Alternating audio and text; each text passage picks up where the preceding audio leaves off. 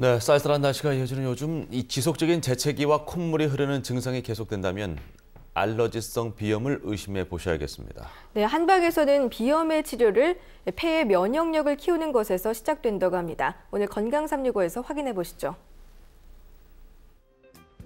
각종 유해물질과 바이러스로 인해서 비염 환자 수가 날로 급증하고 있습니다.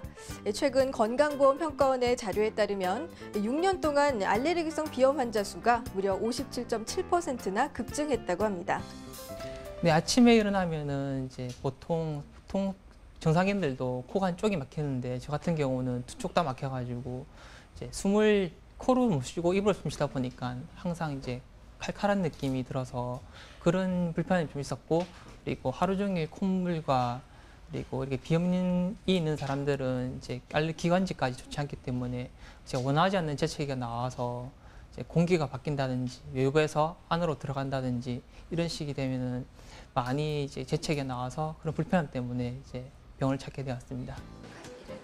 알레르기 비염은 꽃가루, 황사, 각종 공해물질이 든 미세먼지 등 알레르기를 유발하는 항원을 코로 들이마셔서 생기는 질환입니다. 한방에서는 알레르기성 비염을 폐가 차가워져서 생기는 병이라고 보고 있는데요. 외부 공기를 받아들이는 폐가 손상을 입어서 조그마한 자극에도 민감하게 반응하게 되는 것입니다. 예, 요즘 알레르기 비염 환자분들께서 날씨가 많이 추워지니까 증상도 심해져서 또 혹시 신종플루와 연관이 있지 않나 하고 걱정들을 많이 하시는데요. 알레르기 비염의 주된 증상은 콧물, 코막힘, 재채기 또는 코 가려움과 눈 가려움, 충혈 등의 증상이 있습니다. 하지만 신종플루는 이와 달리 37.8도 이상의 급격한 고열과 심한 두통, 몸살, 오한 등 전신의 증상이 나타나는 것이 알레르기 비염과 다르다 하겠습니다. 알레르기성 비염은 성인보다는 소아, 여아보다는 남아가 발병률이 높으며 우리나라 인구의 10에서 25%가 가지고 있을 정도로 흔한 질환입니다. 특히 비염이 있는 소아 청소년들의 경우 천식이나 아토피 같은 알레르기 질환이 동반될 가능성이 30%나 높다는 연구 결과도 보고되고 있습니다. 따라서 알레르기성 비염은 발병 초기에 꾸준히 인내심을 갖고 치료하는 것이 무엇보다 중요합니다.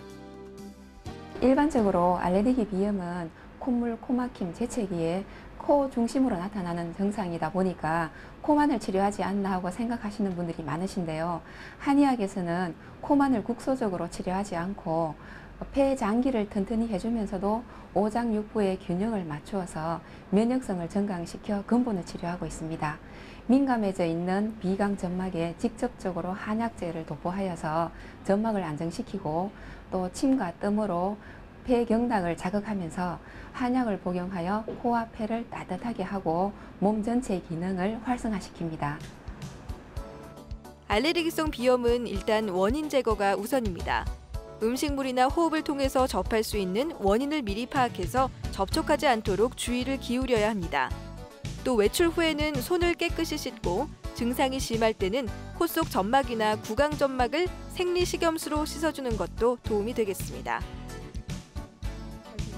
예, 알레르기 비염은 생활 습관이 잘못되어 나타나는 생활 습관병이라 할 수 있습니다. 그래서 일상생활에서는 음식을 특별히 좀 조심을 하셔야겠는데요. 찬 음식은 절대적으로 좀 삼가를 해주시고 기름기 많은 음식이나 밀가루 음식 또는 인스턴트 식품 등도 알레르기 체질에는 좋지 않습니다. 또한 이와 함께 충분한 수면과 스트레스를 최대한 조절하여 면역력을 높이도록 조심하셔야겠습니다. 알레르기성 비염을 방치하게 되면 중이염이나 축농증 등 여러 가지 합병증을 유발할 수 있습니다. 신체의 면역 체계를 강화시켜주는 한방 치료를 통해서 비염은 물론 면역력까지 높여보시는 건 어떨까요? 건강365였습니다.